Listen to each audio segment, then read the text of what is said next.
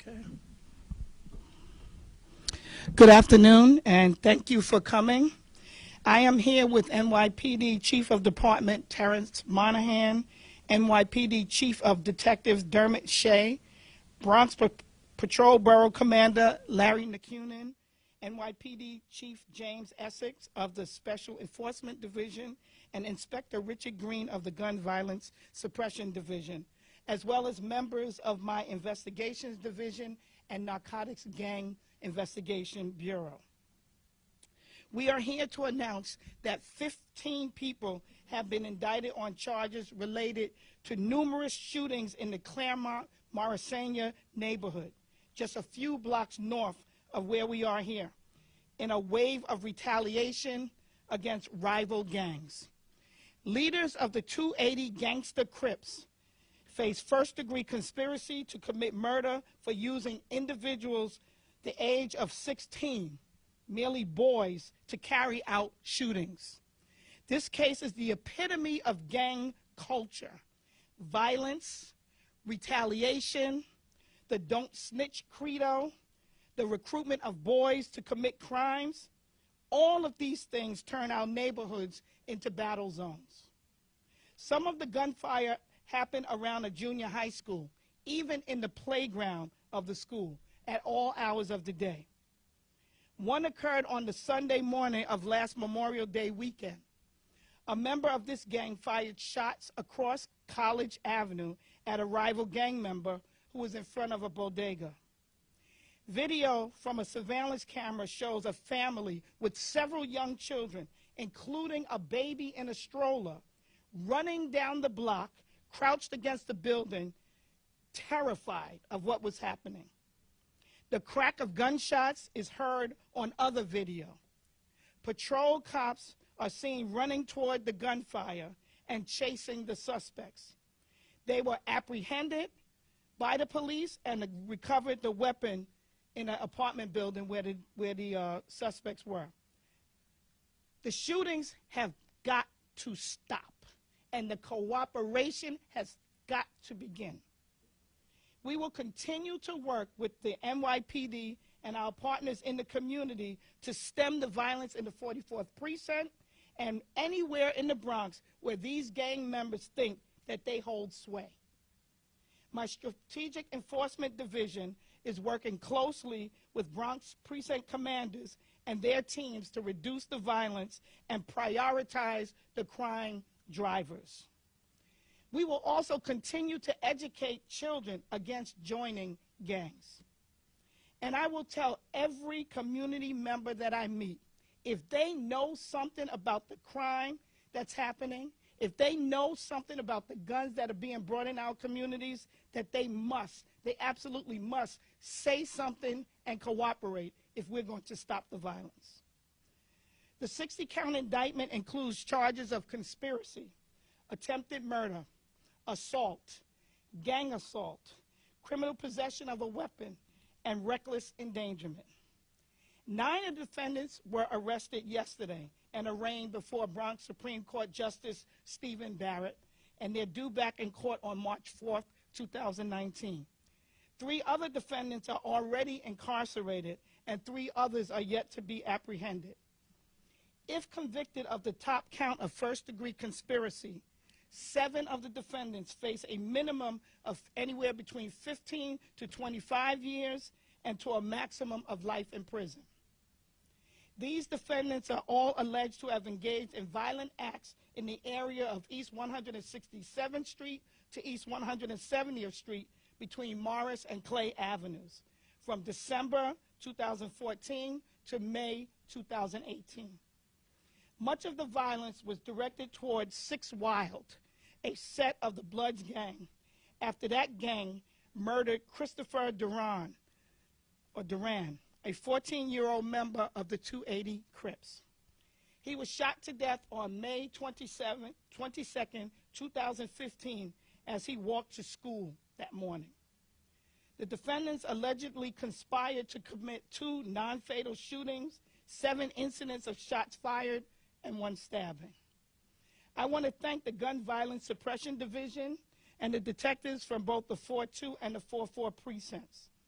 I'd also like to thank prosecutors Terry Gensler, who is the Deputy Chief of my Narcotics and Gangs Investigation Bureau, Ryan McCabe, Assistant District Attorney, Gary Hevner, who is the Chief of the Narcotics and Gangs Bureau, Tarek Rahman, Deputy Chief of Investigations, and Gene Walsh, Chief of the Investigations Division, as well as former trial prep assistant and current crime analyst Shamel Madrano.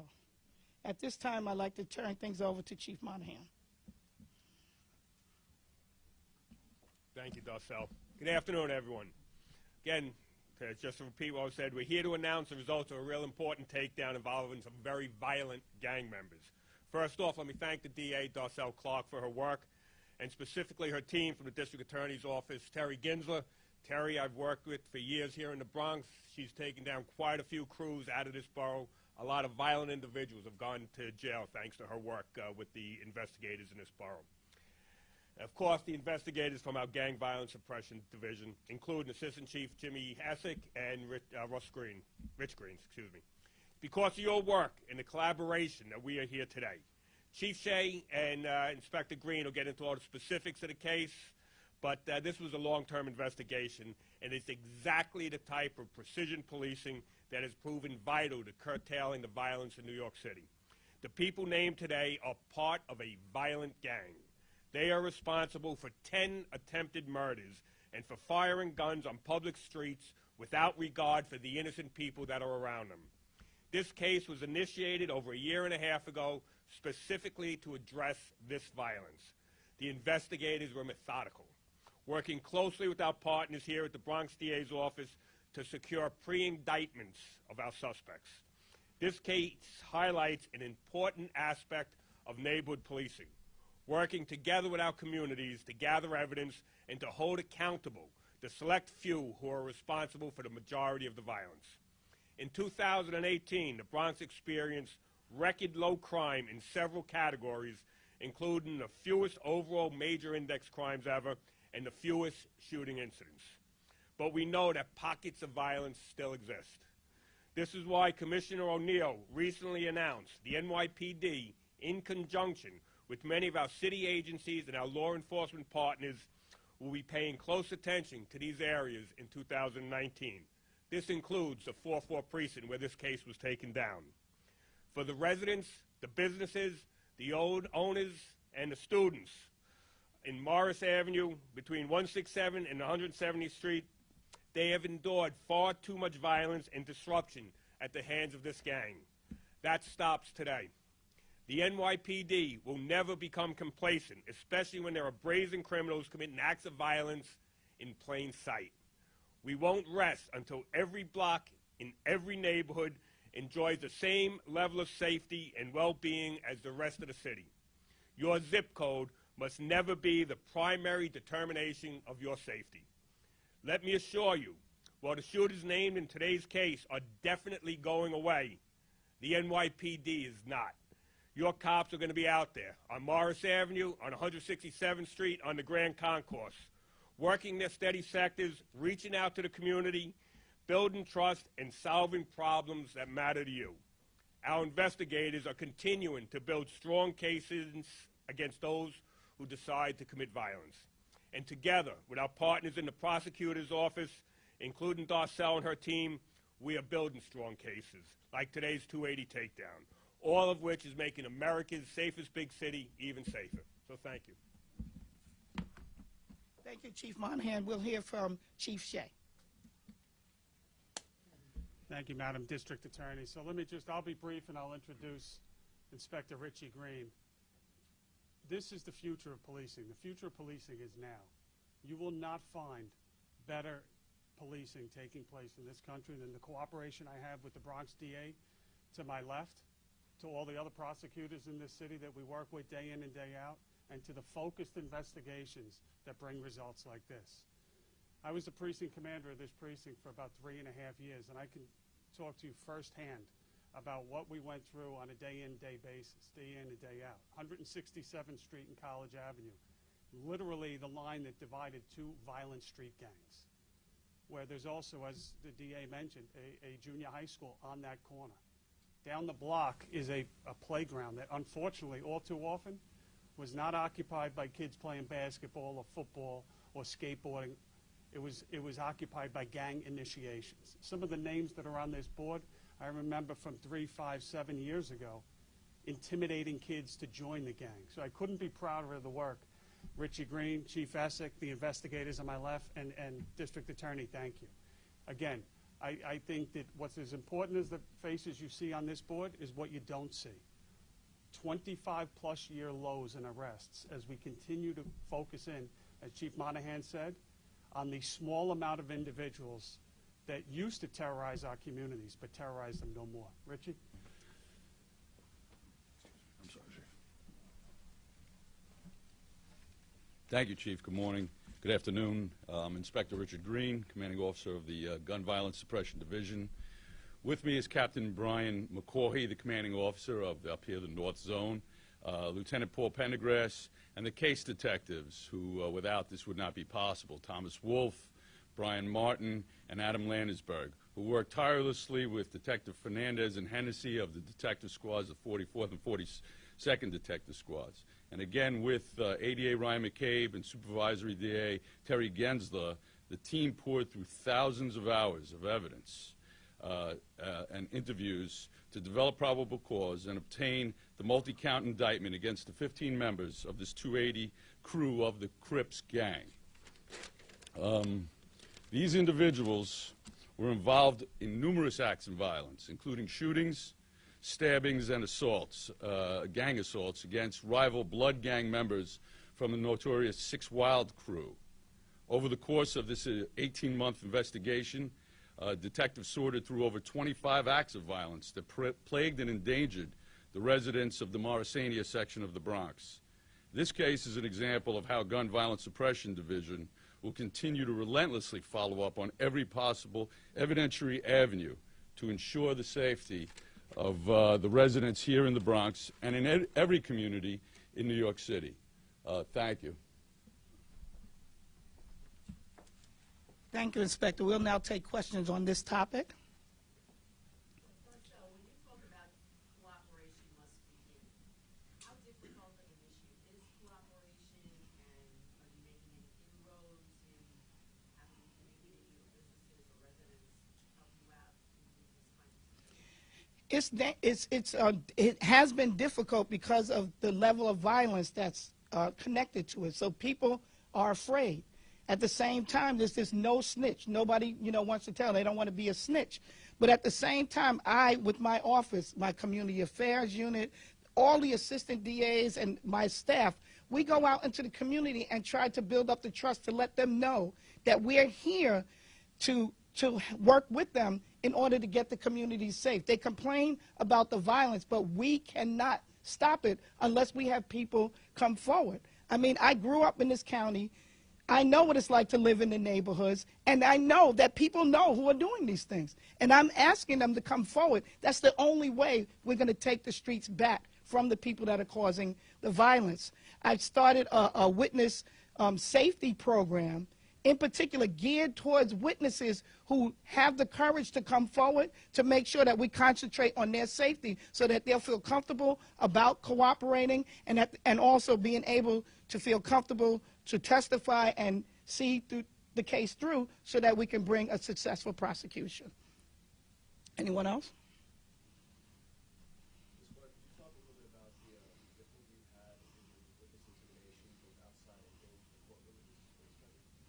I mean, I can't give you any particulars, but we've had incidents of it, and I mean, that's why the community is afraid. We need, again, I can't emphasize enough that we will not be able to get to the root of this. We have able-bodied NYPD that are ready to go after individuals that are causing the harm to the community, causing the violence. You have a fully staffed district attorney's office ready to do it, but we can't do it without people willing to cooperate. We just have to make sure that they trust us to know that we will keep them safe in order to cooperate.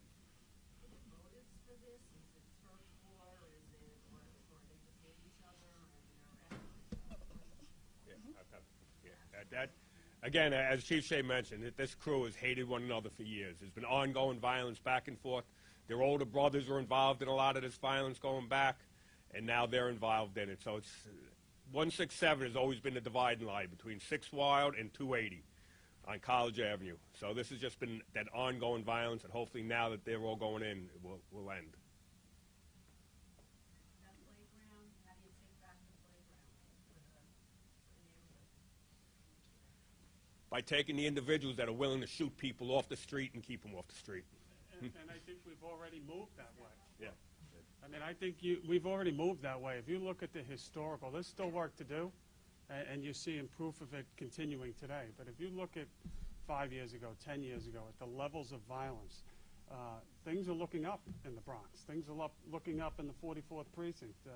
Chief Nikunen's done a phenomenal job under his leadership. So today, you know, how do you measure success? Well, I'll take more kids playing in that playground.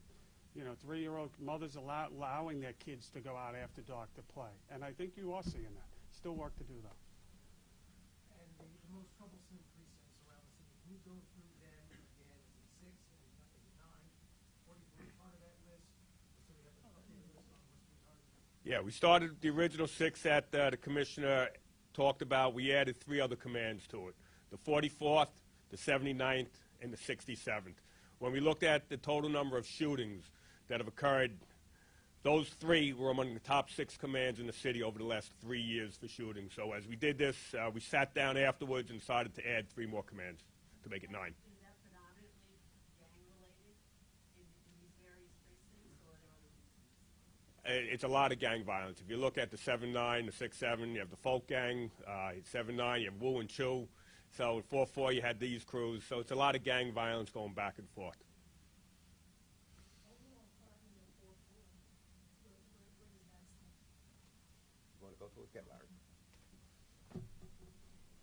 Good afternoon, Chief Larry Nicunin, Patrol Borough Bronx Commander. I'm happy to report that not only is crime down 20% so far this year in the 4-4, no one has been shot or murdered so far in the 4-4 precinct. As far as the overall Bronx, murder is down 56%, shootings are down 35%, and overall crime is down more than 1%. Obviously, after a very successful year, record lows in several categories, including shootings, we're carrying that into 2019. Anything else on this topic? Nope. All right. Thank you. One in the middle. Oh, wait, want somebody? I'm sorry. That's off topic. We'll cover that as soon as we reset. Why is it called Operation Dead Heat? That's a good question. Dead heat was a term that the crew would use if certain members of that crew were reluctant to utilize acts of violence against opposing crew members. So we kind of used it back toward them. Thank you. Thanks, guys. Time. No, you don't have to come. Thank you. Live mic. Yep.